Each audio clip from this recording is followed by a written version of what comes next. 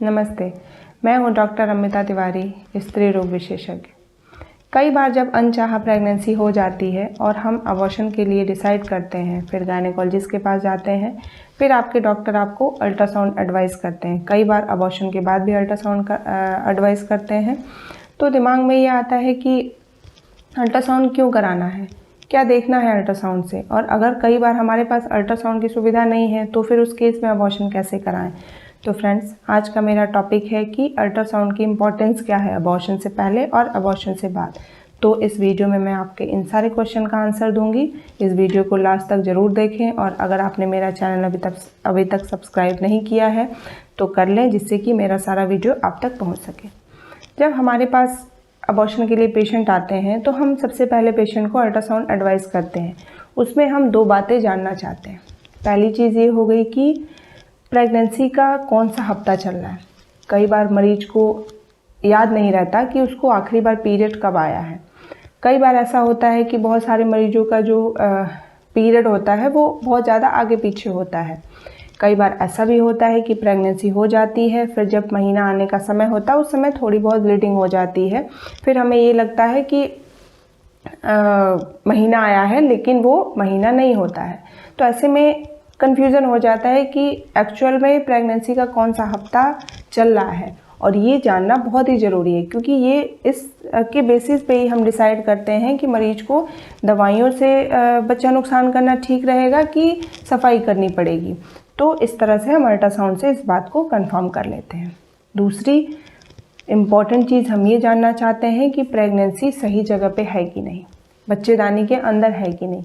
कई बार ऐसा होता है कि प्रेगनेंसी बच्चेदानी के अंदर ना होकर बच्चेदानी के बाहर कहीं पे रुक जाती है, जिसमें मोस्ट कॉमन ट्यूब है। इसको हम एक्टोपिक प्रेगनेंसी बोलते हैं। और किसी भी अबॉर्शन से पहले एक्टोपिक प्रेगनेंसी तो नहीं है, इस बात को रूल आउट करना बहुत ही ज़रूरी है। क्योंकि अगर हम एमटीपी लेते हैं और हमें नहीं पता कि बच्चा कहाँ है, तो एक्टोपिक प्रेगनेंसी के रप्चर होने के चांसेस होते हैं।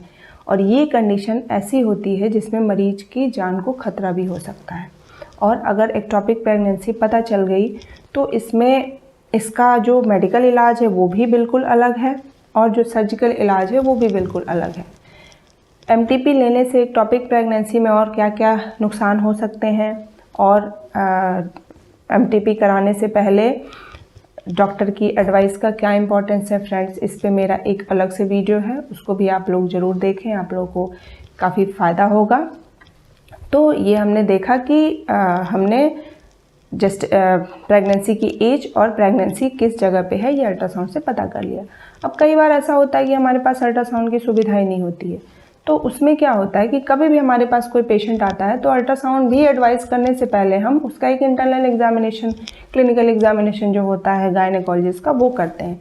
उससे हमें मोटा मोटा ये पता चल जाता है कि बच्चा कितने दिन का है और सही जगह पे है कि नहीं, लेकिन अल्ट्रासाउंड से ये थोड़ा सा कंफर्म हो जाता है। तो इसलिए अल्ट्रासाउंड की इम्पोर्टेंस है। तो अब बात कर लेते हैं कि अबॉर्शन के बाद अल्ट्रासाउंड का क्या इम्पोर्टेंस है। क्या सारे पेशेंट में अबॉर्शन के बाद भी अल्ट्रासाउंड कराते हैं? तो ये इस बात पे डिपेंड करता है कि हमने अबॉर्शन किस मेथड से कराया है, मेडिकल कराया है या सर्जिकल कराया है। अगर मेडिकल अबॉर्शन कराते हैं तो उसमें ब्लीडिंग होती है और हमें ये नहीं, कुछ टुकड़े भी बाहर निकलते हैं, लेकिन ये नहीं समझ में आ पाता कंप्लीट अबॉर्शन हुआ है कि नहीं। तो उसमें हम ज़रूर ये कंफर्म करने के लिए कि कंप्लीट अबॉर्शन हो चुका है, एक अल्ट्रासाउंड करा लेते हैं। लेकिन अगर सर्जिकल अबॉर्शन कराते हैं, डीएनसी कराते हैं, तो उसमें हर पेशेंट का अल्ट्रासाउंड कराना ज़रूरी नहीं होता है।